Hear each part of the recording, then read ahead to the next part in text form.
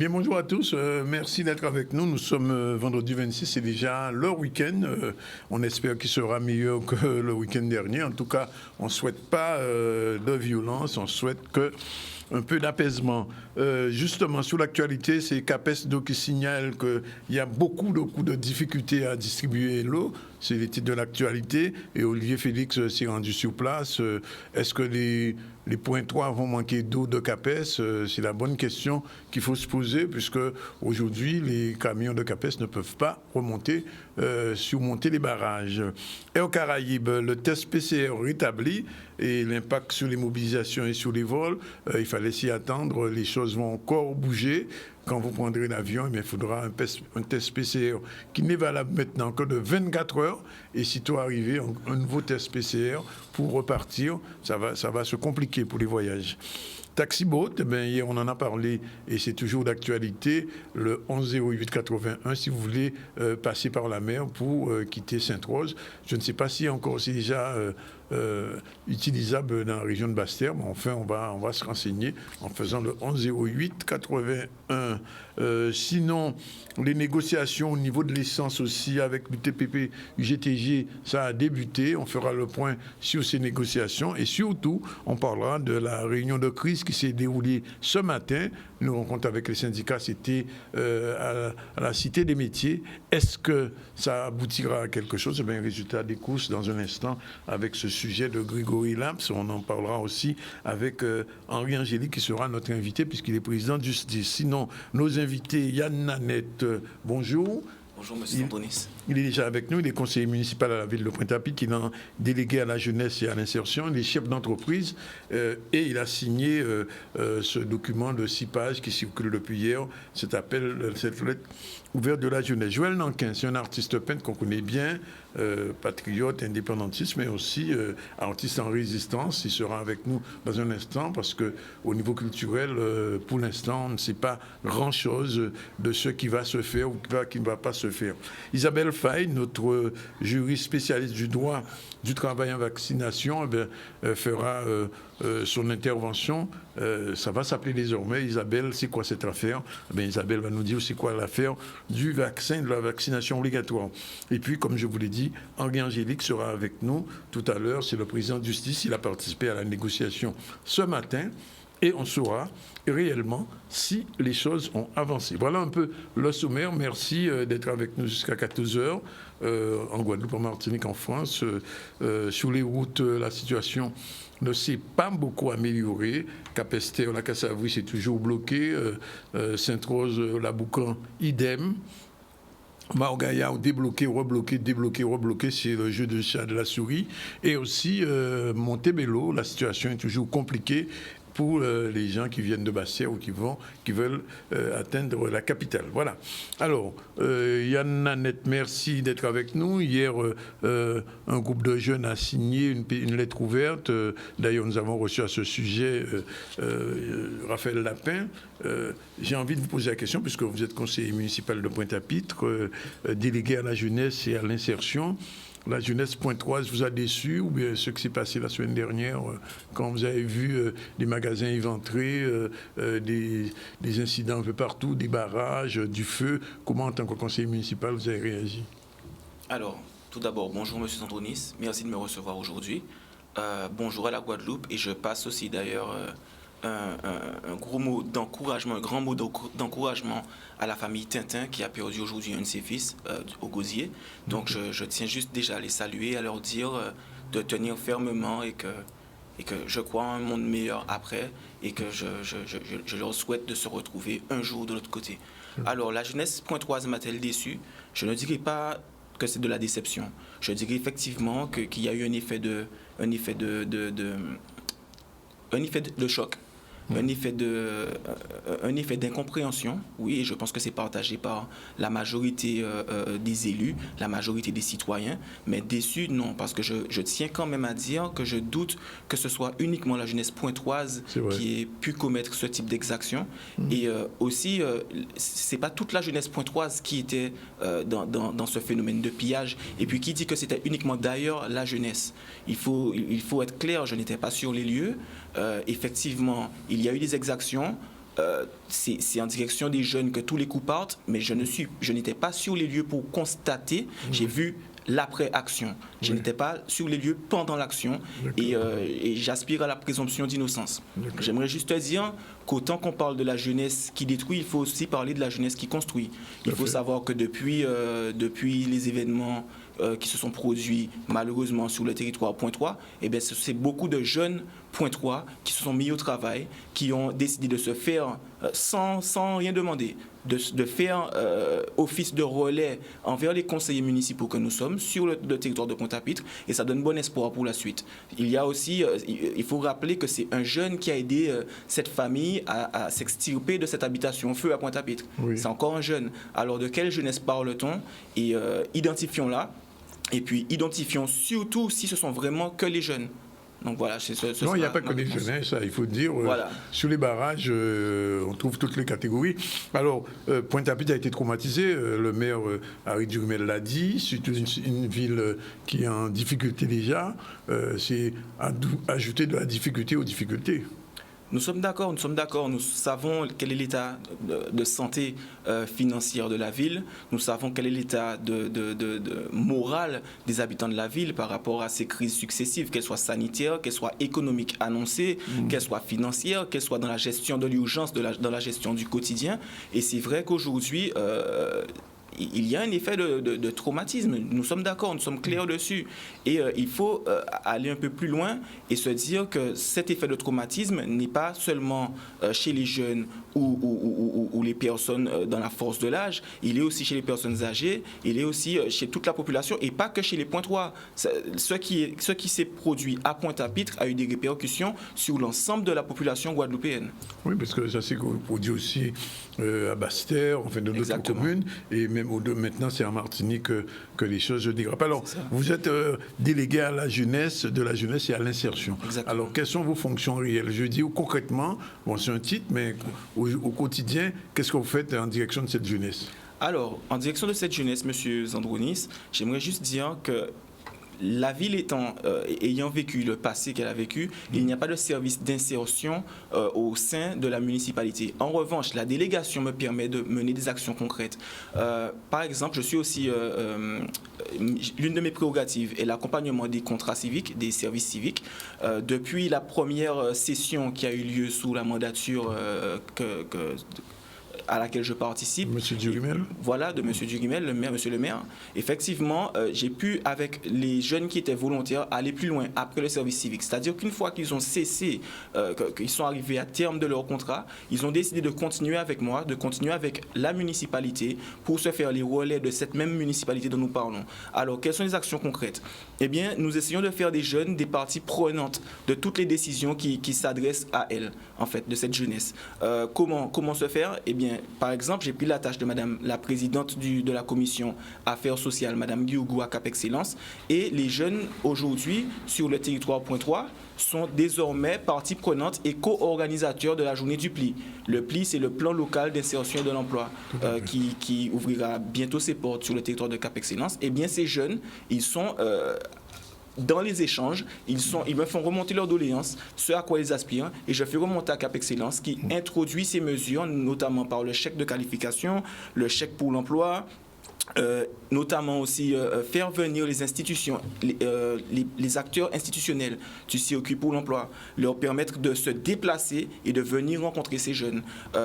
Je parle du Pôle emploi, de la mission locale, du Point Info Justice, du CAVA, du CEPSI, AAEA, de la coopérative Initiative Jeune, de l'ADI, tous ces acteurs qui se déplacent en mairie. Et les jeunes les reçoivent en mairie. C'est-à-dire que les jeunes que nous accompagnons avec monsieur le maire s'asseyent à la place du conseil municipal et les institutions telles que les organismes que j'ai cités s'asseyent dans la fosse. Et la première question qui est posée, M. Zandrounis, systématiquement à ces institutions, c'est à quoi vous servez? Et quand il y a des similitudes, de manière à bien cerner la problématique de chaque institution, les jeunes posent la question, n'êtes-vous pas redondant? Par exemple, la mission locale n'a-t-elle pas vraiment des prérogatives qui sont qui finalement appartiennent au Pôle emploi. Et là, ça permet à ces institutions d'apporter la nuance, d'apporter la subtilité qui fait que justement les missions sont similaires mais ne sont pas les mêmes. Elles se ressemblent mais ne sont pas les mêmes. Donc voilà, très concrètement. Oui. Alors j'ai lu le courrier qui a été adressé hier, la lettre ouverte des jeunes, de la jeunesse, 6 pages à peu près. Et j'ai posé hier la question à M. Lapin, je vous la repose. Pointe-à-Pitre, par exemple, c'est le cas de Pointe-à-Pitre. Pointe-à-Pitre, il y a une jeunesse à Mortenol, il y en a du côté, à la sortie de Pointe-à-Pitre, du Bouchage, il y en a dans tous les quartiers. Ces jeunes-là, est-ce qu'il y a de quoi les occuper pour qu'ils n'aient pas envie d'être, entre guillemets, marginalisés? Alors, pour répondre très concrètement à votre question, M. Zandronis, je vais vous citer justement les jeunes de Mortenol, les jeunes du quartier Zamia, qui font d'ailleurs, qui sont à l'honneur en ce moment sur la page municipale, sur le Facebook de la ville de Pointe-à-Pitre, qui, par exemple, ont décidé de monter un jardin bio. Oui. Sans accompagnement de qui que ce soit, d'eux-mêmes, monter un jardin bio. Il y a les jeunes de Mortenol qui, par exemple, ont décidé de se lancer à fond dans la conception de meubles en palette. Oui. Eh bien oui, nous sommes à leur côté, nous ne faisons pas à leur place, mais nous venons, nous constatons, nous les félicitons et nous encourageons les jeunes de tous les autres quartiers à faire de même. Oui. Alors oui, il y a de quoi les occuper. Aussi, lors d'une des réunions que nous avons tenues avec les jeunes dont je vous parle, à peu près une vingtaine de jeunes qui se mobilisent quasiment presque tous les vendredis, avant la crise, avant les contraintes que nous connaissons, eh bien il y a eu le Pôle emploi, il y a eu une session où le Pôle emploi a parlé des métiers en souffrance, les métiers qui sont proposés et qui ne trouvent pas de candidature. Donc effectivement, il y a de quoi occuper. Après, il n'y a peut-être pas suffisamment pour tout le monde, mais si tous ces postes à pourvoir étaient pourvus, ça ferait déjà beaucoup moins de chômage sur notre territoire guadeloupéen. Alors, quel est, au niveau de la mairie, de la municipalité, en dépit des moyens qui ne sont peut-être pas élevés, je le sais, j'ai vu un petit peu comment les choses se sont passées pour Pointe-à-Pitre, mais quelle est globalement la politique de jeunesse d'une manière générale? Parce qu'aujourd'hui, après tout ce qui s'est passé, il va falloir parler à la jeunesse d'une manière générale. Il y a eu ce courrier qui circule dans les médias, sur les groupes, mais vous êtes là en tant que signataire de ce courrier. Merci. Qu'est-ce que vous avez envie de dire aux jeunes de Pointe-à-Pitre et de la Guadeloupe qui vous regardent et qui vous écoutent en ce moment? Et on vous écoute jusqu'en France, on vous écoute en Martinique aussi, puisqu'on est en direct en France et en Martinique. Qu'est-ce que vous allez dire à la jeunesse? Parce qu'on est sûr qu'il y a des problématiques aujourd'hui qui touchent la jeunesse et il y a 60% de jeunes sans emploi, entre 15 et 29 ans. C'est dramatique. Alors, tout à l'heure, j'ai parlé de justement les initiatives justement qui émanent des jeunes, de cette jeunesse que j'accompagne, qui a reçu l'acteur économique, l'ADI, pour tout ce qui est financement, pour la création d'entreprises. Tout à fait. Alors, j'ai pas quelque chose à dire à la jeunesse au sens où attendez, les politiques feront pour vous. Je leur lance un défi. Je lance le défi à toute ma jeunesse guadeloupéenne et même caribéenne, tous ceux qui peuvent m'entendre. Nous sommes des îles françaises, mais des îles. Le territoire n'est pas extensible. Ça, c'est quelque chose qui est évident. On n'a pas besoin d'avoir fait Sciences Po pour le comprendre. Alors, je lance ce challenge. Donnons-nous 10 ans. 10 ans où chacun œuvre pour l'excellence, où chacun aspire à l'excellence, où chacun se donne les moyens de formation, les moyens de valeur ajoutée. Je parle par exemple du dispositif Atout Mer du Pôle emploi. C'est un dispositif pour une ouverture sur la mer, la filiérisation des métiers de la mer. C'est une forte valeur ajoutée pour la Guadeloupe. Nous sommes entourés d'eau. Alors, aspirons à l'excellence, commençons à travailler et à se poser les bonnes questions. Comment faire en sorte que justement la Guadeloupe devienne, pour faire simple, le Monaco de la Caraïbe? Pourquoi pas? Pourquoi ne pas aspirer à devenir peut-être comme la Barbade qui a choisi de verser dans le haut de gamme? Je lance cet appel à toute cette jeunesse de s'engager politiquement, mais aussi de s'engager sur le plan des initiatives privées. entreprendre. C'est peut-être pas un bon moment aujourd'hui, vu la crise à laquelle nous devons faire face. C'est peut-être pas le bon moment aujourd'hui pour faire un chiffre d'affaires et des bénéfices importants, mais c'est le bon moment, c'est le moment rêvé pour faire des affaires. Et là, je m'adresse à tous ceux qui ont un rêve au fond du cœur et qui souhaitent vraiment développer et un jour, pourquoi pas, se nourrir, pouvoir embaucher des jeunes comme eux et puis continuer sur la lignée de l'excellence, en fait. Je pense que c'est là qu'on doit taper. Je pense qu'aujourd'hui, nous ne pouvons plus attendre, et je le dis en prenant toutes mes responsabilités, je le dis en tant qu'élu municipal, nous ne pouvons plus attendre sur l'État. Donc aujourd'hui, commençons les initiatives privées, commençons à entreprendre, commençons à nous donner des perspectives, à se dire, OK, ça ne se fera pas en 1 an, 2 ans, 3 ans, mais ça se fera en 7 ans, 8 ans, 10 ans. C'est possible. Et toujours pour illustrer, avec les jeunes que j'accompagne, nous avons reçu, qui est aussi, certes, conseiller municipal, M. Badi Fadoul, mais qui est surtout une légende dans le monde des affaires. C'est une légende dans le monde des affaires. Nous l'avons reçu tous ensemble et il a pu témoigner des difficultés qu'il a rencontrées. Nous avons aussi reçu M. Pellecuyer, qui est adjoint au maire. Nous avons reçu un certain nombre d'entrepreneurs qui ont eu des témoignages inspirants. Et je pense que cette parole, il faut la porter parce que le vrai problème, M. Zandronis, c'est pas le fait de dire aux jeunes, écoutez, si vous travaillez dur, même si vous travaillez dur, vous n'aurez jamais une montre. C'est ça le problème. C'est une montre chère, par exemple. C'est ça le problème. C'est qu'on leur dit, vous pouvez travailler autant que vous voulez, vous n'aurez pas. Non, il faut déconstruire ce discours. Il faut dire, travaillons ensemble, travaillons intelligemment, travaillons de manière construite et programmée. Et tout ce à quoi vous rêvez en regardant les clips sur BET, MTV, je parle à cette jeunesse qui regarde les clips sur BET, MTV, à ceux qui s'intéressent par exemple aux grandes fortunes telles que Bernard Arnault ou Feu Bernard Tapie, eh bien avec le travail, ça s'acquiert. Et nous avons eu de très forts témoignages, de très beaux témoignages de ce type de réussite bien guadeloupéenne. Alors je vais vous poser la question, c'est peut-être la dernière. Yann Nanette, vous êtes chef d'entreprise. Je suis chef d'entreprise. Est-ce que vous êtes un modèle pour les jeunes, justement? Je ne m'érigerai jamais, M. Zandronis, en tant que modèle pour les jeunes. En revanche, je dirais que je crois en mes paroles et je place mes billes exactement là où je me situe. Je ne peux pas avoir un discours d'entrepreneur, dire entreprenez et ne pas risquer l'aventure entrepreneuriale moi-même. Oui. Je trouve que ce serait de l'hypocrisie, de la démagogie. Je parle uniquement de ce que je fais de mon côté. Donc, je ne dirai jamais à un jeune, va, entreprends, alors que moi-même, je ne prends pas le risque. Non, viens avec moi, regarde, je fais. Et effectivement, j'ai déjà eu à fermer des entreprises.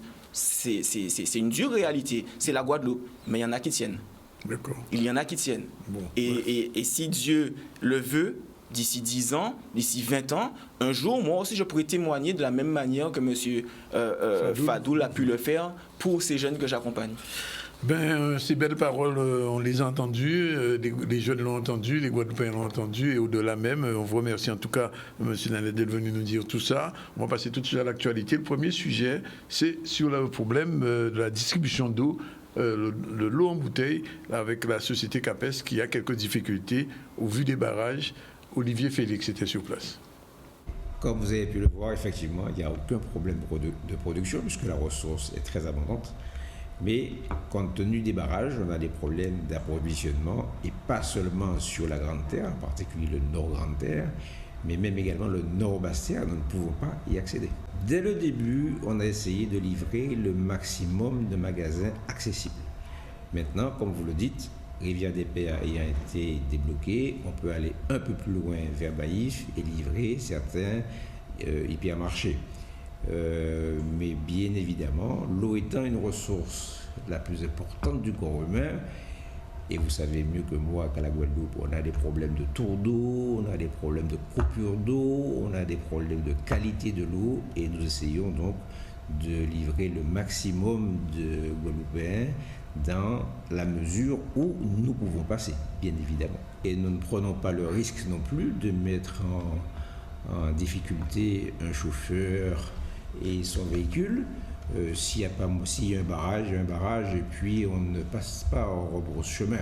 Mais on le sait un peu à l'avance, on n'y va pas, on ne force pas un barrage. Mais dès que c'est débloqué, on peut bien sûr accéder au magasin.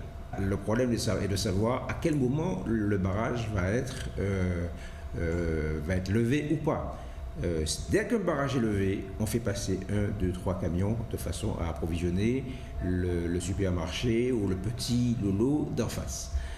Maintenant, tout le monde ayant droit à l'eau, et c'est une nécessité absolue, on est très veillatif pour que l'ensemble de la Guadeloupe soit approvisionné en eau. Maintenant, ça ne dépend pas de nous, ça dépend uniquement de ce qui se passe sur les barrages. On a tenu une bonne semaine et avons pu approvisionner à partir du dépôt de Jarry, et qu'aujourd'hui, il a tendance à être vide. Il n'est pas complètement vide, mais bon, disons que il faut qu'on le réapprovisionne le plus rapidement possible. Ça, c'est une nécessité. Il faut le réapprovisionner le plus rapidement possible. Oui, je suis obligé de sourire. Effectivement, non, c'est pas de la publicité. L'eau que vous buvez tous les jours, eh bien, il y a de Bastère, Saint-Claude à Matouba et Capes à Goubert. Donc, effectivement, ces deux fabricants d'eau, entre guillemets, quand je dis fabricants, c'est une façon de parler, distributeurs, effectivement, sont deux entreprises guadeloupéennes qu'il faut aider. Il faut nous acheter petit point de l'eau Guadeloupe, justement, au détriment de l'eau qui se tient dans d'autres pays, parce que c'est faire tourner l'économie de notre pays que de plutôt acheter Evian, Capes, Contrex Civil, et autres Evian. Acheter du Matouba, acheter de la Capes, c'est pas de la publicité. Deuxième sujet, encore une entreprise qui fonctionne avec la Guadeloupe, c'est Air Caraïbes. Alors, depuis les décisions ministérielles, effectivement, les tests PCR ont été rétablis. Et bien sûr, ça a un impact sur les voyages, sur les mobilisations. Ça veut dire que quand vous prendrez l'avion désormais, vous aurez un test PCR.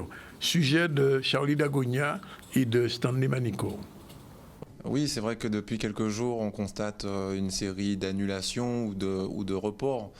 Maintenant, c'est vrai que pour nous, Air Caraïbes, ce n'est pas significatif, puisque en fait, on est une compagnie où on a quand même 70% de nos clients qui sont des clients antillais ou d'origine antillaise. Et donc, c'est vrai qu'on est peut-être un peu moins impacté que peut-être nos concurrents. Mais on constate en effet des annulations. Ce sont des annulations court terme. Pour le moment, pour les fêtes de Noël, les réservations tiennent. Oui, c'est vrai que tout était reparti au niveau des ventes depuis maintenant quasiment un mois. On était sur une bonne dynamique. On voyait que les avions se remplissaient et donc c'était un renouveau pour nous après cette crise sanitaire. On en est à la 4e vague. Bon, maintenant aussi, on comprend que la situation est ce qu'elle est. Il y a un certain nombre de barrages et donc les gens ont des revendications. Donc nous, on doit s'adapter à la situation comme on l'a déjà fait par le passé, où on a régulé nos vols pour pouvoir répondre en fait à un certain nombre d'annulations. Donc c'est ce qu'on fait. Je tiens à remercier toutes les équipes d'Air Caraïbes qui sont aujourd'hui disponibles le soir, le matin tôt et qui passent les différents barrages pour pouvoir nous permettre de maintenir notre exploitation. Maintenant, j'espère clairement qu'on trouvera une issue pacifique donc aux revendications, qu'on puisse trouver des solutions aux problèmes de la Guadeloupe pour pouvoir avancer et que nous permettent en fait de repartir et de faire de notre destination une belle destination. Bah, écoutez, non, ça c'est pas quelque chose qui nous dérange particulièrement. Bon, on voit qu'en métropole, il y a maintenant de nouveau la circulation du Covid, donc il est nécessaire, et je pense que c'est pour ça que les élus guadeloupéens l'ont demandé, à ce qu'on remette des tests. Bon, on sait que le vaccin protège des formes graves. On sait que grâce à la vaccination, ben, ça permet d'avoir moins de personnes en réanimation, et ça on en est convaincu. Mais c'est vrai qu'il ne permet pas non plus d'empêcher que le virus circule. Donc qu'on remette des tests au départ d'Orly, nous ça ne nous pose pas de problème. On a l'habitude de gérer ça. On a un espace dédié à Orly qui va permettre aux gens vaccinés ou pas vaccinés de se faire tester assez rapidement. Et donc si ça peut permettre de rassurer et de faire en sorte que le virus circule moins entre Paris et la métropole et la Guadeloupe, nous on se plie au jeu, il n'y a aucun problème là-dessus. Voilà, 12h56, on prend la première pause. Je se retrouve tout à l'heure avec Joël Nankin, qui est déjà là, plus tard Isabelle Faye et Henri Angélique, c'est tout de suite après la pub. Voilà, il est 13h07, je voulais dire, on va recevoir successivement Joël Nankin, artiste peintre, artiste en résistance, aussi patriote guadeloupéen. Bonjour. Bonjour à tous. Bonjour. Et on va recevoir dans un instant aussi Isabelle Faye, qui est juriste spécialiste du droit du travail et qui nous explique émission après émission les problématiques entre l'obligation vaccinale et le droit du travail. Bonjour Isabelle. Bonjour Danick. Merci d'être avec nous. Alors, on devrait recevoir Max Matazin. On l'a déjà, Max Matazin, puisqu'il y avait une réunion ce matin à la Cité des Métiers entre les élus, les parlementaires et les personnes en lutte. Si jamais on a Max Matazin, on va devoir interrompre un peu. Alors, Joël Lanquin, merci de venir ici. Nous allons parler de l'économie, de la jeunesse et tout le temps. La culture aussi mérite un petit coup de bosso, un petit coup de pinceau aussi. Mais merci de l'invitation et merci pour télé à peuple là, quand on est là. Merci pour le travail là, qu'on a fait là. Ouais. Des formations, parce que bon, l'autre monde qui a regardé, et l'autre monde qui a informé à travers, notamment à World, qui a salué, qui a fait un bel travail. Sur le terrain, c'est incontournable. La jeunesse, vraiment, ça fait un plaisir. Ouais. Alors, au cas concernant le Centre des Arts, le Centre des Arts, c'est pour ça que ça rappelle moi de venir, parce que nous habitons encore en Guadeloupe, et a remarqué que la culture absent dans le débat actuellement. Ouais. Complètement absent. Alors que, les 4 mois, les jeunes artistes, en joignant, en pas jeunes, en pas si jeunes, mais en joignant parce qu'on a trouvé que il y a foutu pas mal de monde ici. C'est pas normal qu'un centre des arts qu'il a, depuis 12 ans, qu'à mort, ni rate, ni toute qualité verminadant, en mi-temps à quai à la pointe, en face de la mairie. D'ailleurs, mais là, pour j'ai venu traverser Bourges-Jouer.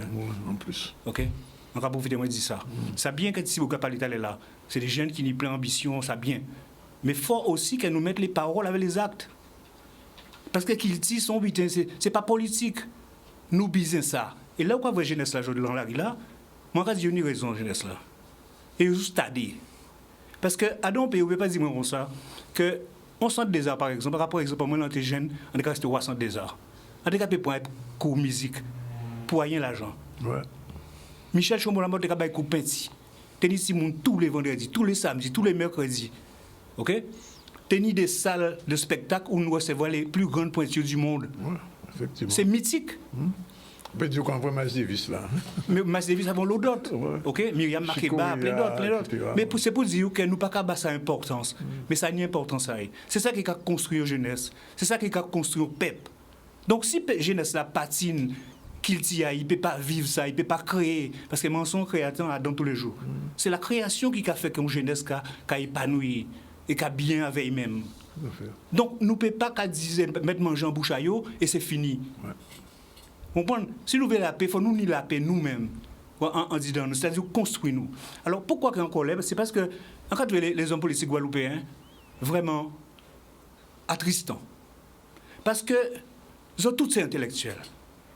Ils ont tous pévoyé, ils ont tout été côté en France, tout partout. Ils savent bien qu'il y a des petits gens des communes qui, même pour voyager avec l'école en France, maman ne peut pas payer pour eux. Il faut faire la charité. Et charité là, ça, ils ont servi avec pour venir voter bazot. Il faut nous arrêter. Ce n'est pas français qui a fait que Guadeloupéens pas attendre. C'est Guadeloupéens même. On partit à peuple là, qui a contenté des miettes, de 40%, de tous ces habitants à ça, et je là, il y a bien si moun, si moun a qui moun, car nous pas fait pour y comme ça. Alors, Centre des Arts, c'est quand même, et merci pour tous les artistes qui viennent là, et de plus en plus les artistes qui viennent.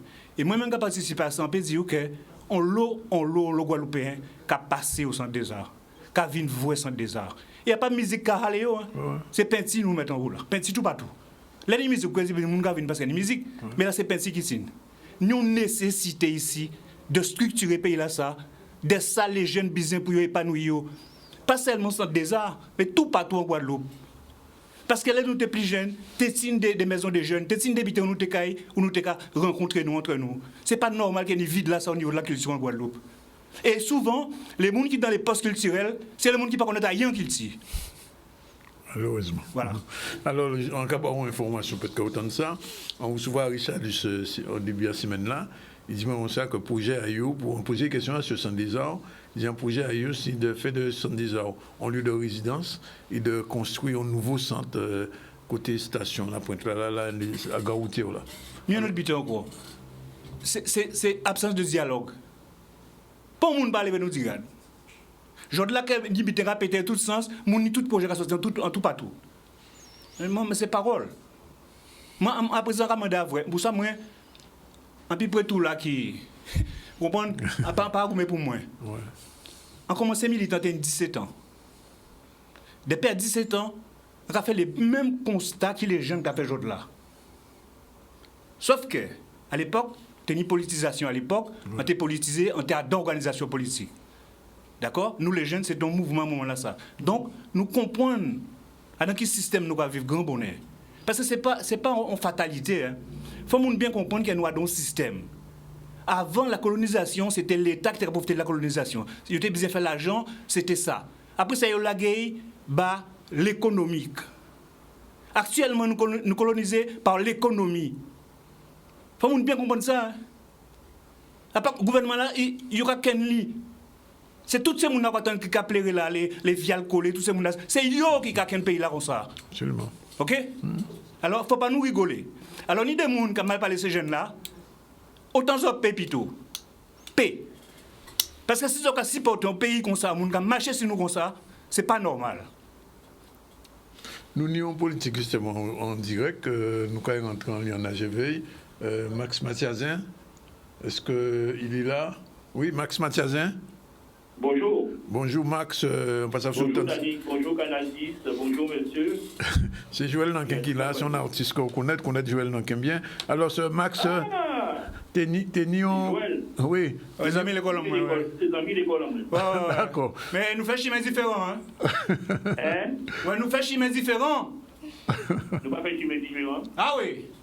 Nous pas passer différents côtés pour nous arriver même côté là. Pas inquiétez-vous. Nous comprenons. Alors, Max, c'est nous ensemble ce matin là avec votre Cité des métiers. Résultat là, c'est qui bitin? Non, à partir de Cité des métiers, ah bon? ça ne peut pas débat, c'est parce qu'on n'a pas encore de point là. Ah, on partait ensemble là, d'accord. Non, on partait ensemble là. Donc, on ne peut pas avoir le résultat ensemble là à Cité des métiers. Par contre, on peut dire qu'on constate que nous tenions une réunion avec le ministre des Outre-mer. Et en fait, c'était toutes les comment dire, les présidents du conseil général, présidents du conseil régional, ouais. Les députés, les sénateurs et présidents de l'association des maires. D'accord. Donc, pas dit notre réunion a fini. En fait, dire qu'à réunion là-bas. Alors, bon, oui, effectivement. Oui, alors, premier bitin, nous posons problème à l'aspect sanitaire. Oui. Et à d'autres aspects sanitaires là, comme je te dis comme ça, que bon, parce que le problème là, c'est qu'il n'y a pas de moyens, en fait, nous savons ça, qu'il y a abrogé le loi là. Bon, en passant, si on a abrogé ou pas, mais enfin, à ce stade-là, que nous y est là. D'accord. Alors, premier budget, je dis comme ça, que pour ces gens qui ne sont pas vaccinés là, il y a des gens qui ne sont pas vaccinés, ni des gens qui peut-être ne pas vacciner à un messager. Ouais. C'est des gens qui ne sont pas vaccinés. Pour le moment, nous obtenons un délai qui est équivalent au 31 décembre. Ouais, comme Martinique. C'est comme Martinique. Exactement. Hein? Comme Martinique. Comme Martinique. Ouais. Puisque ça c'est injuste que nous pas tenions un délai. Ouais. Donc, nous avons un délai jusqu'au 31 décembre. Ce qui est très important, c'est que tout le monde qui paie ça les rayons là, il y a rentrer à le délai à 31 décembre là. Ça veut dire que les gens qui suspendent, ces gens-là, normalement, il ne faut pas y aller, puisque pour y entendre là, il ne faut pas y aller de salaire. Ça veut dire que, parce que, Max, attention, les gens qui suspendent depuis déjà presque un mois, est-ce que ces gens-là, ils ont touché l'argent là, ils pètent là? Mais il faut nous trouver moyen de les toucher, par contre, pas aucune modalité, nous pouvons être administratif ou juridique. Mais si nous avons des délais à 31 décembre, ça veut dire qu'il est injuste qu'ils n'aient pas bénéficié des délais à 31 décembre là. Oui, bien sûr. Mais il faut nous comprendre comme ça. Ouais. Deuxième idée, c'est que si les gens qui disent comme ça qu'ils ont vacciné et qu'ils n'ont pas vaccin à ARN messager, il faut trouver un autre vaccin pour eux. Oui. Sur le marché, il faut trouver un vaccin qui peut aller avec eux, un vaccin traditionnel. Max, si les gens qui... Oui. Nous n'y avons, en dehors de Joël, nous n'y avons un juriste du droit du travail et qui a fait des interventions. Si ces questions-là, est-ce qu'il peut poser une question? Bien sûr. Vas-y. Oui, bonjour Monsieur Mathiazin. La question que je souhaiterais vous poser, c'est celle de savoir si vous considérez que la loi a été bien entendu adaptée à la situation que vivent aujourd'hui nos concitoyens en Martinique et en Guyane et en Donc Guadeloupe. ce n'est pas une question juridique que vous me posez, parce que si c'était une question juridique, votre question porterait sur les modalités de la loi en France.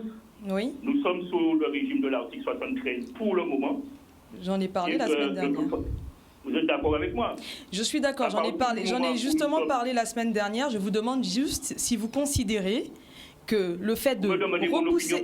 Attendez, le fait de repousser l'échéance au 31 décembre 2021, le fait de repousser cette échéance permet de considérer qu'on a adapté la loi. C'est la question.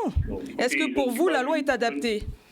Non, écoutez, la loi et l'application est différée, adaptée dans ses modalités. Elle est différée, elle n'est pas adaptée. Mais tout ce que je peux vous dire...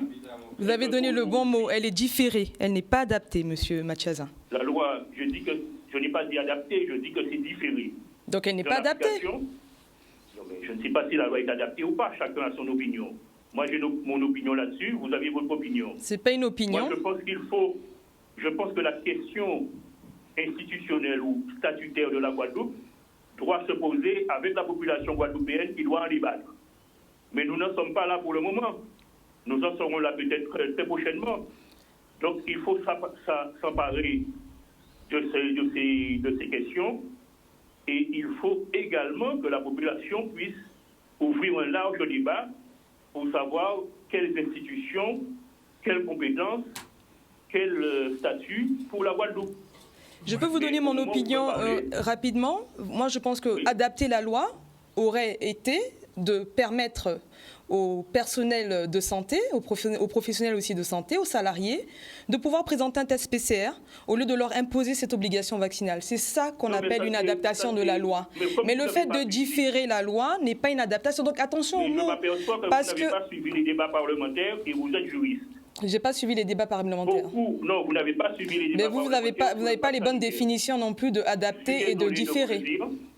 Je suis désolé de vous le dire parce que nombreux, et je fais partie de ceux-là, qui ont présenté des amendements qui n'ont pas été acceptés. C'est-à-dire que c'est la loi de la majorité. Oui. Justine Bénet a présenté un amendement sur la question, Olivier Servat, au Sénat, Victorin Lurel et moi-même. Mais comme c'est le jeu de la majorité, nous n'avons pas été majoritaires. Donc c'est la raison pour laquelle, pour l'adaptation de la loi en ce qui concerne la Guadeloupe, vous pouvez chercher mon intervention, et en ce qui concerne la Martinique, et probablement la Guyane. Mais nous avons parlé des Outre-mer, spécifiquement de la Guadeloupe. Par conséquent, la loi de la majorité s'imposant, nous sommes soumis à la loi de la majorité pour le moment.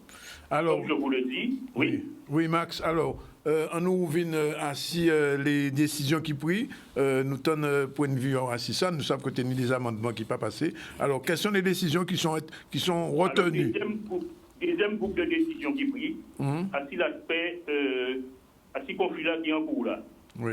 Nous demandons au ministre là, prestamment, c'est-à-dire dans les 48 heures ou le plus vite possible, d'ouvrir les négociations avec les organisations qui en grève là, c'est-à-dire les organisations syndicales, autres associations, enfin, c'est tout ça qui a considéré qui est en grève et qui a fait partie du LKP, ou qui a considéré qu'il peut être à une table de négociation. Mais il ne veut pas où souvent, il ne veut pas discuter avec Domota. Donc, à part ça aussi, il ne veut pas discuter avec Domota. Non, mais il dit ça officiellement. Oui, mais à part ça, avec qui on veut discuter. Nous demandons pour faire négociation. Et nous dit, fait vite. Ouais. Alors, il dit qu'on pour le moment, les gars préfet là, mettez en place en quelque sorte, modalité à négociation là pour bien rencontrer vous. D'accord. Donc, quand il est là, normalement, dans les 24 heures ou 48 heures, il doit être pas préfet là des ordres, pour préfet là, puisque jusqu'à présent, préfet là, apparemment, pas dit l'ordre de recevoir pour le monde, au moins mettez en place, rencontrer, quand il doit être rencontré, ça c'est lui qui choisit, enfin, il y a entre eux, pour mettre en place les modalités, la méthodologie des négociations. Vous savez, Max, sans couper, vous savez que hier, une négociation, même bien là, Martinique avait préfet là, ça ne va pas y aller. Hein? Oui, mais ça ne veut pas dire que la Guadeloupe, c'est la Martinique. Non, pas dit ça, pas dit ça, pas dit ça, pas dit ça.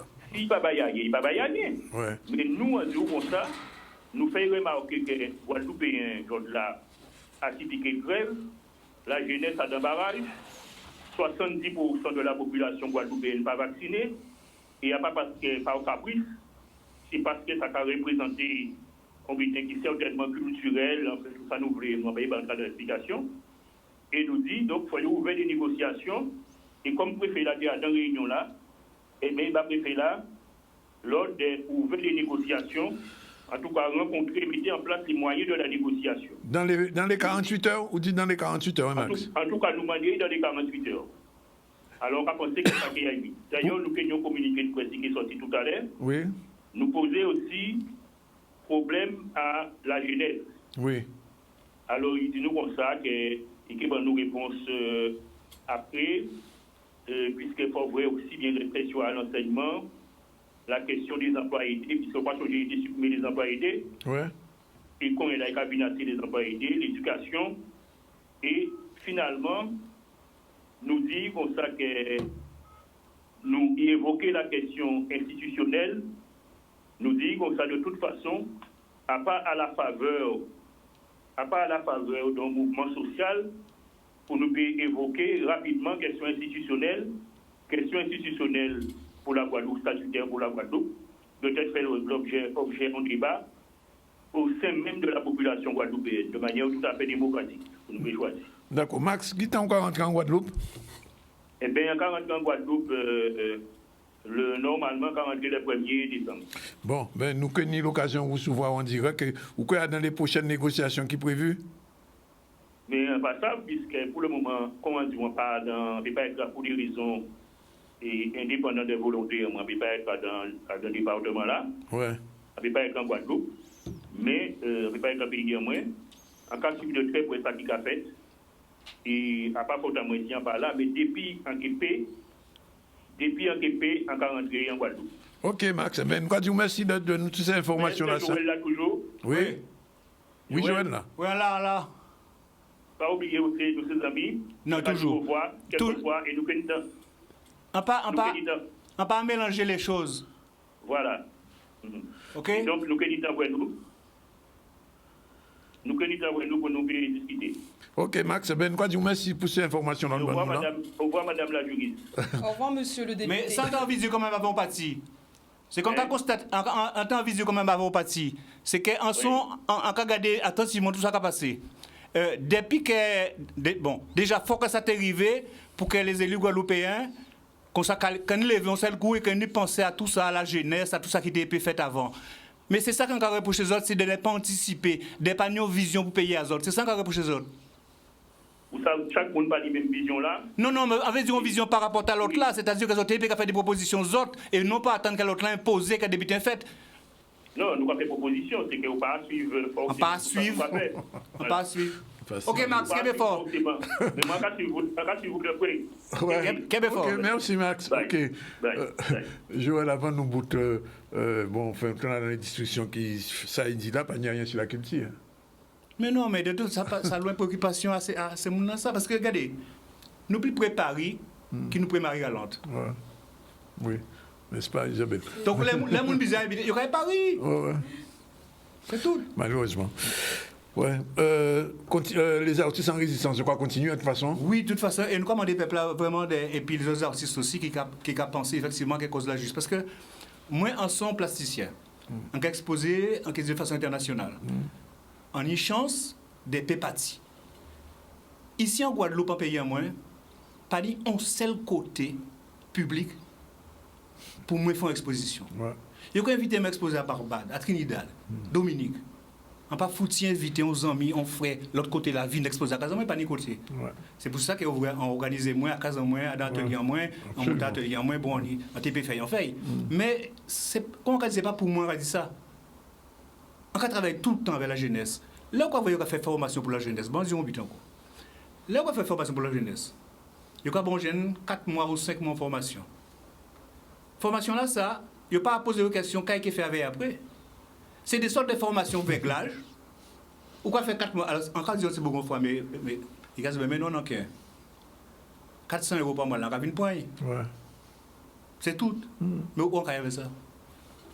Donc, il faut arrêter avec ça, il faut arrêter de couillonner ces jeunes-là. Il faut arrêter de couillonner. Parce que je dis, je vais comprendre. Entendez, si vous parlez hier soir, pas connaître non à Sion Télé, son petit avocat. Mais ni un paquet de petits boucos au pays. On va faire le lapin. Lapin. Ouais. Mais nous, on comme ça. Mais malheureusement, il y a prêté dans des moments comme ça, un qui est assis caca là, tu vois. C'est-à-dire, il a pété en ville. Ils n'ont pas dit ça? Ah oui, tiens. En tout cas, nous avons dit merci d'Avignon. Et puis, en vrai, dernier butin qu'on fait à Wawak. Ouais. Pas de mauvais, c'est une des belles butins. Le travail là qui a continué. Et un certain qu'on a mis un butin en route déjà. Mais là, on a fait l'esthétique du barrage. Ok. C'était beaucoup. Dans combien de temps ça est bon? Eh bien, le barrage que levé. Ok. Ben, nous avons l'occasion. Pourquoi venir présenter ici? Hein? Avec plaisir.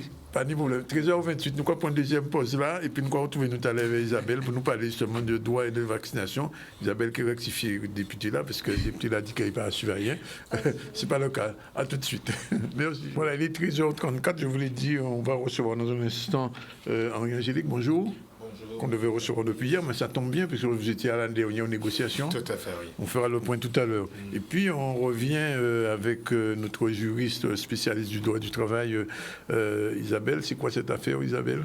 C'est le nom de la C'est une affaire très compliquée. Alors, une affaire compliquée. Alors, on a déjà fait 2, 3, je ne sais même plus combien, 3 émissions. On a fait déjà 5 émissions. 5 émissions on a déjà? la 5e émission déjà. Oui, sur cette et question. je trouve que les choses évoluent progressivement. Oui. Et ma question aux députés, je pense peut-être qu'ils nous écoutent, je ne vais pas lui donner des conseils ou des leçons sur ses qualités d'homme politique et surtout de député, puisqu'il a tenté de le faire avec moi. Je ne reviendrai pas dessus. Par contre, j'ai posé une question simple à M. Mathiazin, c'est celle de savoir si l'adaptation de la loi avait été pour lui et appliquée comme prévu par l'article 73. Parce qu'aujourd'hui, on me parle d'un délai qui a été juste repoussé. Ça veut dire que l'échéance a été repoussée. C'est passé du 6 au 31 décembre. C'est tout. Oui. Les mêmes difficultés vont revenir. Au 31 décembre. Dans quelques semaines, puisqu'on est pratiquement en décembre, les salariés vont être encore confrontés à cette obligation vaccinale. Oui. Donc je lui ai demandé si pour lui, l'adaptation de la loi était suffisante. C'était juste ça la question. Donc la question aurait été juste de me répondre que non, ce n'est pas suffisant. Parce qu'aujourd'hui, on a demandé à ce que cette loi soit adaptée à la situation que vit la Guadeloupe, la Martinique et la Guyane et d'autres départements d'outre-mer. C'est ce qu'on a juste demandé à ce qu'au moins les salariés puissent présenter un test PCR. Ils ont fait des statistiques, ils ont vu et c'est bien démontré que la majorité de la population ne souhaite pas se faire vacciner en Guadeloupe. Donc cette réalité, ils pensent qu'elle ne va pas être effacée par le délai supplémentaire qui nous est accordé. C'est juste que je précise, je ne suis pas là pour faire de la politique, parce que M. Mathiazin, c'est normal, hein, c'est un homme politique. Je suis là pour appliquer les réalités juridiques. Donc voilà. Alors, nous avons déjà constaté les différentes carences de la loi, justement appliquées à certaines catégories de salariés. Qu'en est-il des professionnels libéraux? Parce qu'on n'a pas parlé des libéraux. Hier, j'ai reçu 2 libéraux, justement, qui ont été suspendus, l'un pour un mois, depuis un mois, l'autre aussi, un médecin et un kiné. Alors, comment ils sont concernés par cette loi du 5 août? Ils sont également concernés par la loi du 5 août et la réglementation en vigueur donne aux ARS le contrôle du respect de cette obligation vaccinale. J'ai pu relever un certain nombre de carences, de difficultés liées à cette application aussi de l'obligation vaccinale à ces professionnels libéraux qui sont aujourd'hui en grande souffrance. Ils ont d'ailleurs monté un collectif, l'IANAGE Santé Guadeloupe, dans lequel il y a un certain nombre de professionnels. Mais ils sont près de 1200, à peu près. Exactement, exactement. Donc, on va regarder tour à tour ces difficultés et surtout les irrégularités, parce que là, c'est quand même assez singulier, de l'ARS. Au niveau de la notification des suspensions, il y a une difficulté, et là, j'ai quand même lu des courriers qui ont été reçus. Là, je vais donner un exemple, une orthophoniste qui a reçu un courrier de l'ARS qui lui notifie sa suspension, et cette suspension, la notification de cette suspension est antérieure à la demande permettant donc de justifier d'une contre-indication médicale, parce que c'est permis pour les professionnels libéraux de présenter comme justificatif une contre-indication médicale. Donc on ne donne pas le temps à ces professionnels libéraux de pouvoir transmettre à l'ARS le justificatif qui atteste de ce qu'ils ne peuvent pas être vaccinés à la Covid-19 et on leur notifie immédiatement leur suspension de contrat, d'exercice professionnel. Donc là, à ce moment-là, il y a une irrégularité. La loi n'est pas respectée dans son intégralité. Il y a une autre difficulté, c'est celle liée à la conservation des données médicales des professionnels de santé libéraux.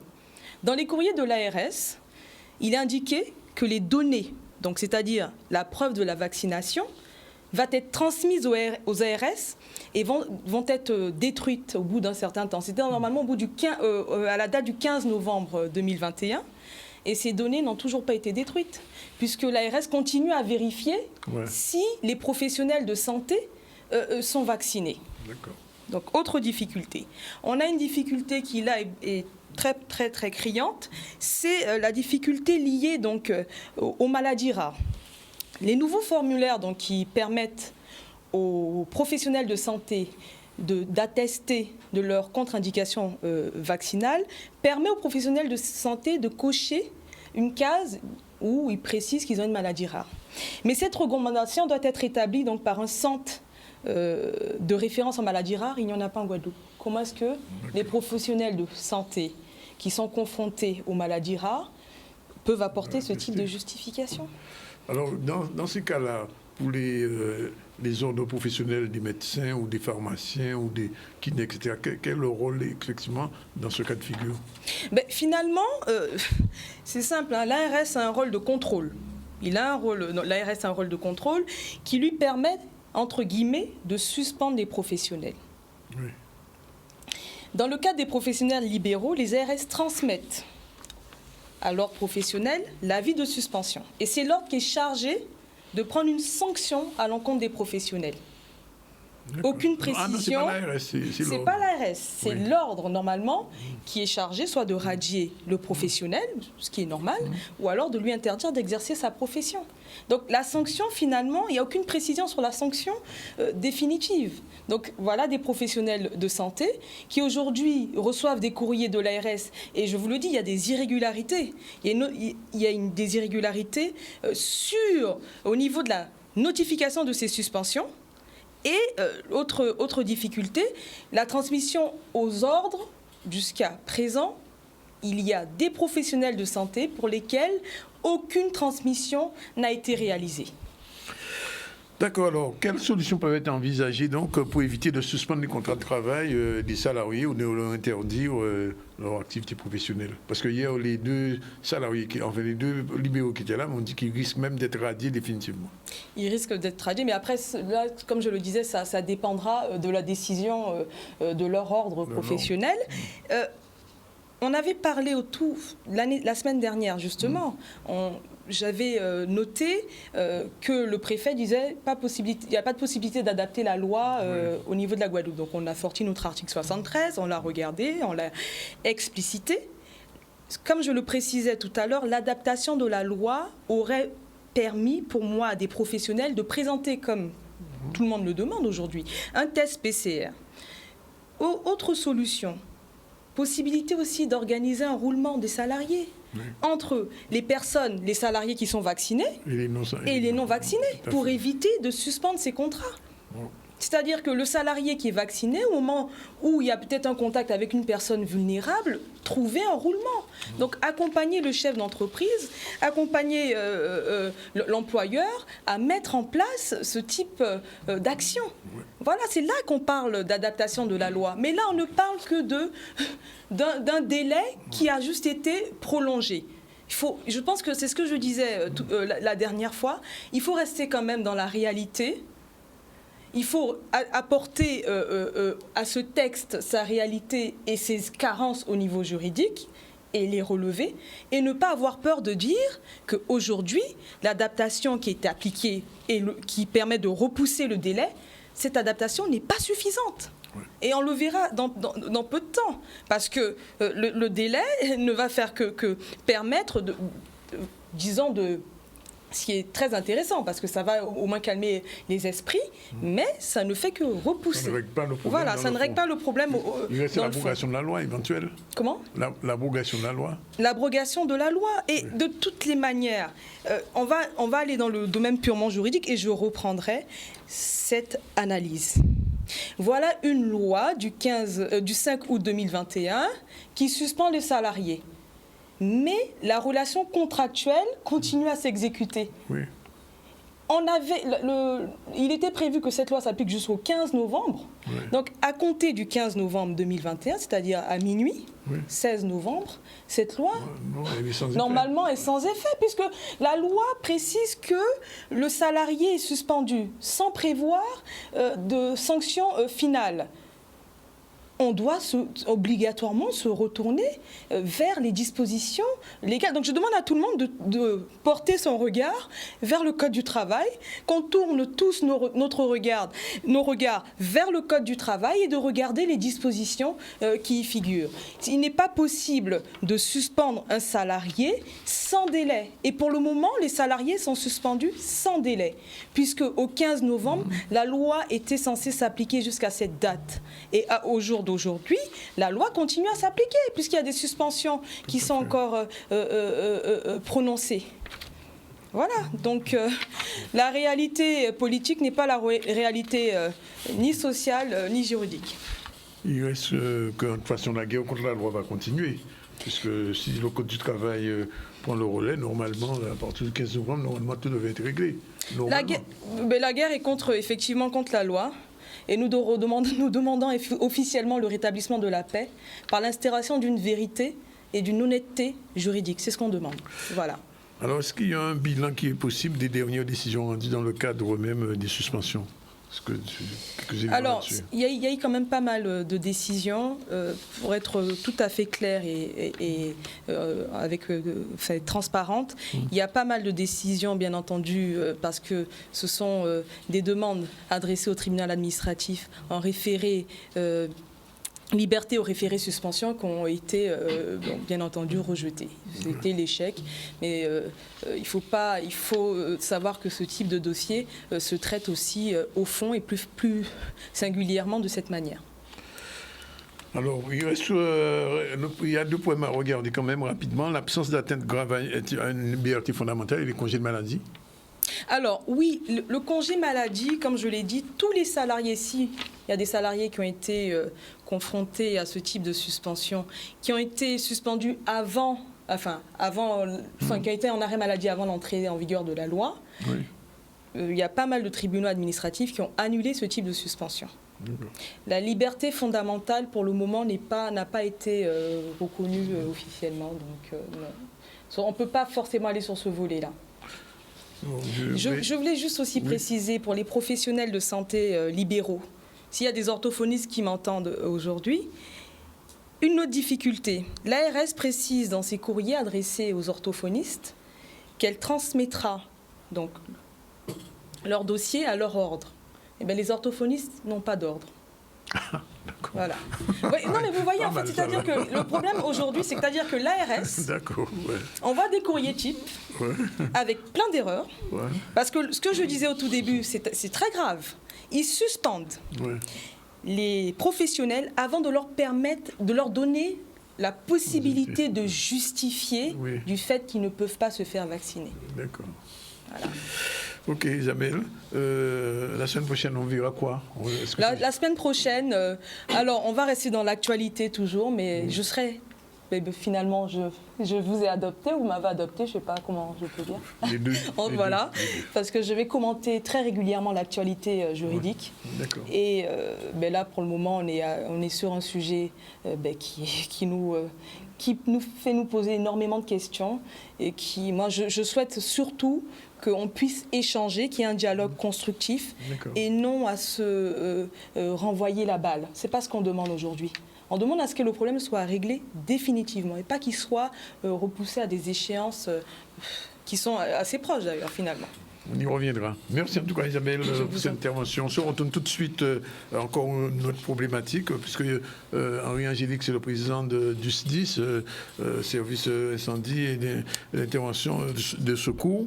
Je sais que les pompiers étaient mobilisés depuis longtemps. Il y a un certain nombre de problématiques qui normalement sont résolues. Qui peut-être, on me dit qu'il ne justifiait même plus de mouvement. Alors, vous étiez ce matin prévu à une réunion, je crois? Oui, tout à fait. Oui. C'est vrai qu'à l'initiative de la délégation ministérielle, donc, qui nous a demandé effectivement de participer à cette réunion, à cette rencontre avec le syndicat SDIS-FO. Oui. Et on sait également que les pompiers ont intégré naturellement dans le cadre de l'intersyndical le mouvement LKP.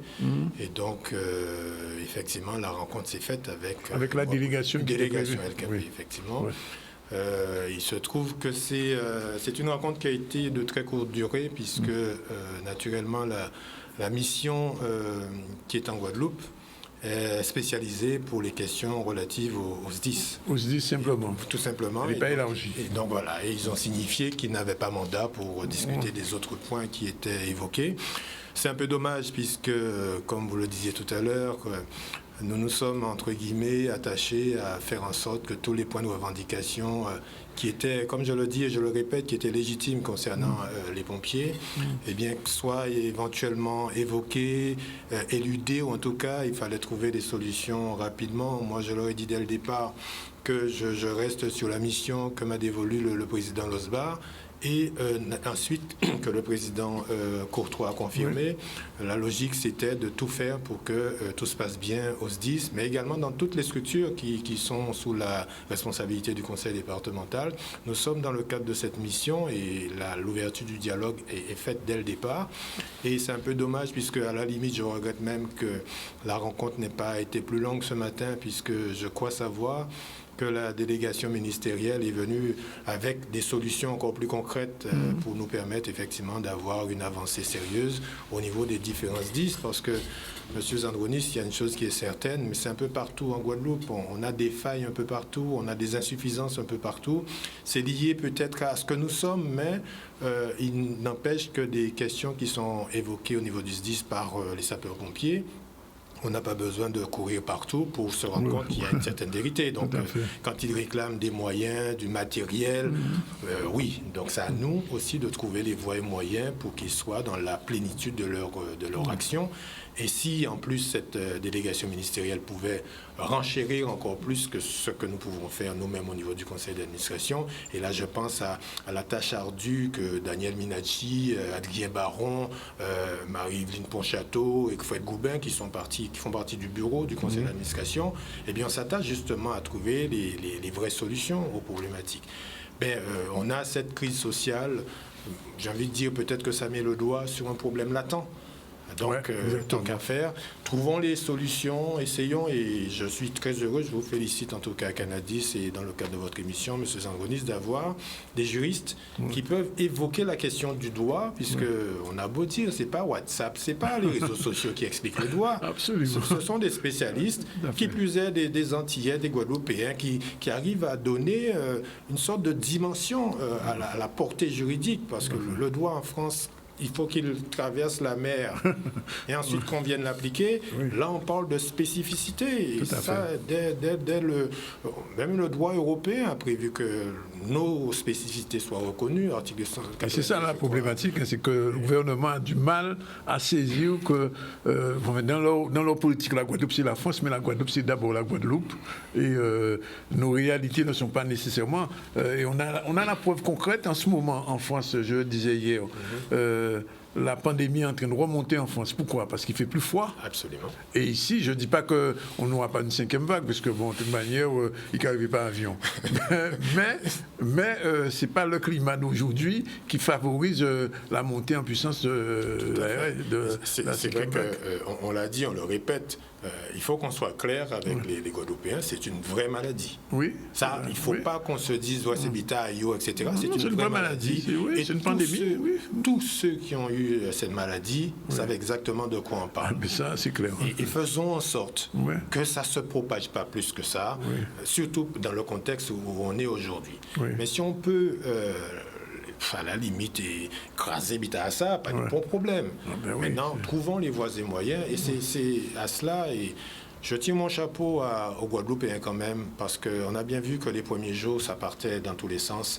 Et j'ai entendu des appels de Guadeloupéens qui disent, attention, nous t'es qu'à dire en 2009, la Guadeloupe c'est en nous, c'est le moment. Absolument, c'est en nous. C'est le moment de nous montrer que c'est en nous. Ah oui, moi c'est en moi en tout cas, et faisons en sorte que, voilà, qu'après ça, qu'on retrouve notre Guadeloupe, mais ça ne veut pas dire qu'il va falloir édulcorer, éluder les questions. Tout à fait. Elles sont légitimes, il faut les poser. Bon, alors globalement, cette délégation a pu porter quand même quelques aménagements, quelques solutions. Ben écoutez, moi j'ai envie de penser que quand quelqu'un se déplace pour traiter une question cruciale, c'est que la personne vient avec quand même des solutions. On n'a pas pu les entendre ce matin.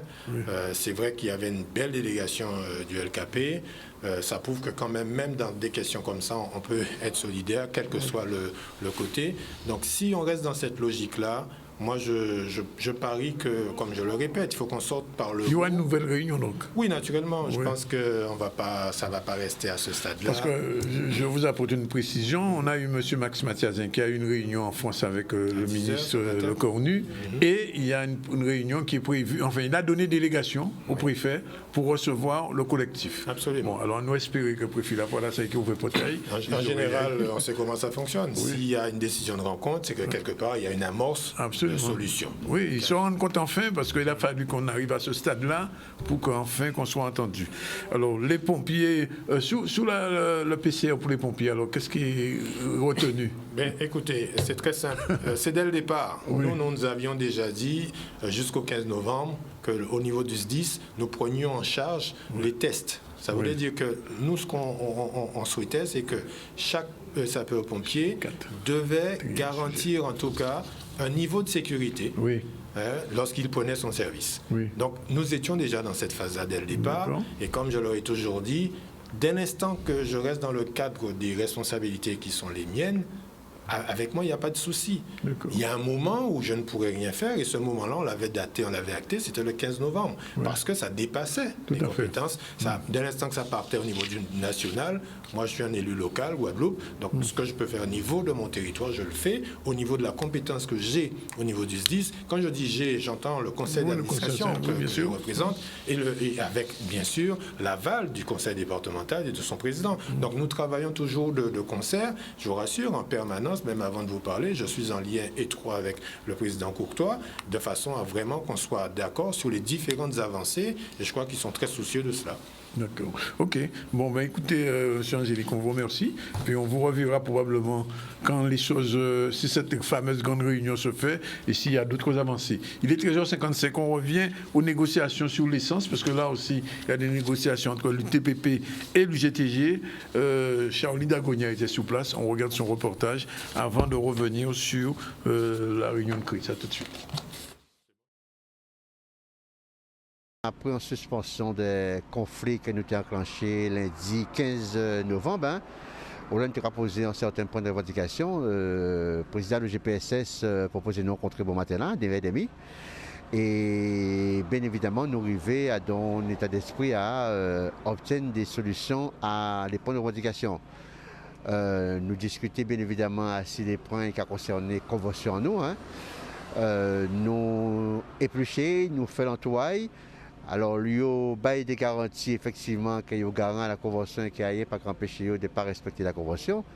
Il est évident que nous ne sommes pas trop satisfaits, mais nous attendons effectivement des écrits, bien évidemment, des recherches qui sont faites à bien évidemment, Convention-là.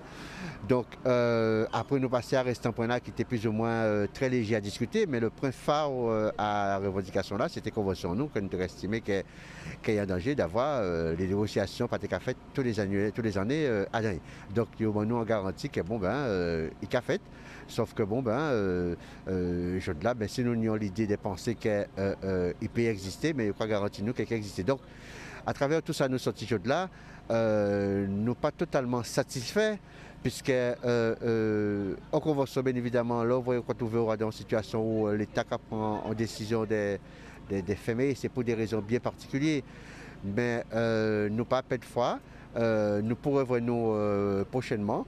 Donc, nous allons effectivement regarder qui répond ce qu'elle répond devant nous à travers Point Farala qui convention les stations-service. Il est toujours très important de rencontrer ses collaborateurs et les discussions étaient sereines et elles ont tourné autour de la convention collective et notamment du toilettage de cette convention collective. Donc, nous avons décidé de nous rencontrer l'année prochaine, je crois que c'est le 11 janvier, pour qu'on puisse avancer sur ce sujet. Mais c'est vrai que les problèmes ont été abordés de manière très sereine. Et la volonté des deux partenaires, elle est d'avancer. Mais non, c'est-à-dire qu'il n'y a pas de conflit entre nous. Nous étions dans le cadre de négociations normales, parce que cette réunion était prévue depuis belle lurette. Donc on l'a respectée, malgré un contexte social et économique un peu difficile. Et il était important de rencontrer nos collaborateurs. C'est ce que nous avons fait. Et comme je le répète, les discussions étaient d'une très grande sérénité. Donc on s'est mis d'accord sur un planning de rencontre à partir de 2022. Et nous, ce qui nous intéresse, ce qui est important pour nous, c'est de pouvoir avancer.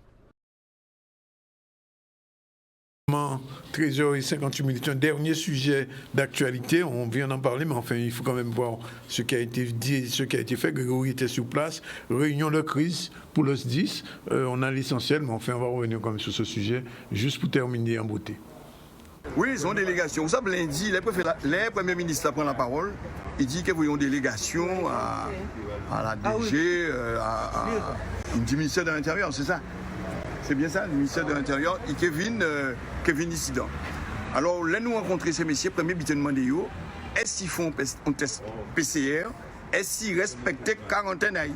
Parce que c'est un minimum. Ou ça répond moi, il dit moi, c'est secret médical. Il ne peut pas avoir plus que ça. Il dit c'est secret médical. Donc encore appeler tout travailler Guadeloupe, peuple Guadeloupe, de retenir ça. Le demande où ça, on dit mouna, secret médical. Puisque c'est ça, chef de cabinet à ministre de l'Intérieur, répond-moi. Moi, on est en grand colère de moi parce que, encore un compte qu'en réalité, nous avons un profond mépris par rapport à nos politiques. Okay? Vous avez des difficultés nous ici, nous savons qu'on chercher. Nous n'avons pas chercher à ôter l'obligation vaccinale pour nous. Nous n'avons pas expliquer nous pourquoi ça bon, okay? De vacciner. Et nous n'avons pas prendre disposition, mais en finalité, il faut vacciner. C'est ça, là. Et là, vous voyez quoi ça. Nous savons bien que nous avons un collectif, nous voyons tout papier, nous voyons tout document pour faire comprendre ça, noir sur blanc, dans qui la règle nous est. Nous dit réintégration immédiate à tous les suspendus, mettre en place la mise en place d'un bulletin pour les jeunes, pour permettre les jeunes d'être intégrés pour la formation des jeunes, etc. Et aussi, ça qu'il faut aussi pour la famille guadeloupéenne qui a souffert en l'eau, et surtout l'arrêt des poursuites à tout petit bouc qui a arrêté pendant, qui pour faire de grève, qui pour faire sous les barrages, quel que soit. Et tout ce petit bouc là arrêté là, et tout travail a arrêté, arrêt des poursuites. Ça, nous pas ouvrir ça. Et là, monsieur répond moi qu'il n'y a pas ni mandat pour ça, seul mandat ni, c'est parler des habitats pompiers. Eh ben, nous dit monsieur, nous n'avons rien dit encore, puisque nous avons rappelé que c'est ensemble, c'est qui revendication à pompiers, qui revendication à travailleurs, qui revendication à jeunes, qui revendication à soignants, et qui revendication à monde qui travaille dans l'enfance inadaptée, des pompiers et compagnie. Tout le monde, il semblait en bas en seul couple, c'est cahier de revendication à collectif là. Pas dire comme ça. On nous prend conscience c'est arrivé là, ok? Et on nous sortit un baba pourcentage parce qu'il n'y a pas menti dans le baba pourcentage. Il faut très bien que nous pas qu'à nous CHU là qui fonctionne bien. On les faux passe. Et c'est pour ça parce que peut pas travailler et surtout aussi qu'il y a des gens qui a sorti en Covid qui ont comptabilisé. Nous pas quoi que ni 30% monde vacciné en CHU là. Mais il faut pas servir vers ça parce que nous entrons dans le système, c'est ça qui a compté. Il est exactement 14h02. Je rappelle les informations essentielles qu'il y aura probablement une rencontre dans les 48 heures. C'était déjà prévu, on en avait déjà parlé. Le préfet de la Guadeloupe, je crois qu'il gouvernait là, est prêt à recevoir le collectif en attendant que le ministre des colonies rentre en Guadeloupe pour discuter avec le LKP. c'est une information importante. La réunion de ce matin avec le SDIS n'a pas eu lieu réellement. Elle est reportée, nous y reviendrons. Sur les blocages sur la route, je vous signale que Montebello est toujours opérationnel, pour passer, Cap-Esther, la Cassavouille et aussi Sainte-Rose. Rivière-des-Pères, jusqu'à ce matin, ça fonctionnait. Au moment où je vous parle, 14h02, sinon mon cas, Rivière-des-Pères, criez-moi, vous dites-moi si Rivière-des-Pères continuez débarrer. Sinon, on a fait le point au niveau de l'actualité, ça c'est les titres d'aujourd'hui qu'on a développés. Capes-Dolé, les quelques difficultés pour diffuser des bouteilles d'eau, de l'eau qui a sorti Bastère. J'ai dit, il y a Capes, mais il y a aussi Matouba. Peut-être un jour, nous parler de Matouba. Olivier Félix, si tu nous entends, allez voir Matouba qui a fait. Et au Caraïbes, les tests PCR rétablit l'impact sur les mobilisations. On a écouté Yohan Paul, le directeur général d'Air Caraïbes. Les négociations sur avec l'UTPP, UGTG sur l'essence, c'est en cours. C'est au prochain rendez-vous ce mois de janvier. Et puis la réunion de crise de ce matin du SDIS, elle a été reportée. C'est un échec. Et comme l'a dit Maxime Varis, là, il m'a dit, si vous êtes vacciné, il dit c'est sur le médical. Voilà, il est 14h03. On a reçu quand même aujourd'hui Yann Nanette, un jeune élu de la ville de Pointe-à-Pitre. Ensuite, Joël Nankin, artiste en résistance. Comme d'habitude, Isabelle Faye, notre juriste spécialiste du droit du travail de la vaccination, a montré une fois de plus la vacuité. Et j'ai envie de dire, comme toujours, les failles de la loi du 5 août 2021. Puis on a terminé avec Henri Angélique qui était prévu depuis hier. Sinon, la réalisation était assurée par notre ami Jordan, number one, et 14h04, nous bout. Bon week-end, en espérant que le monde qui peut suivre que les petits points plus semaine fin à semaine là, et que nous retrouver nous lundi pour d'autres ZCL. Il finit.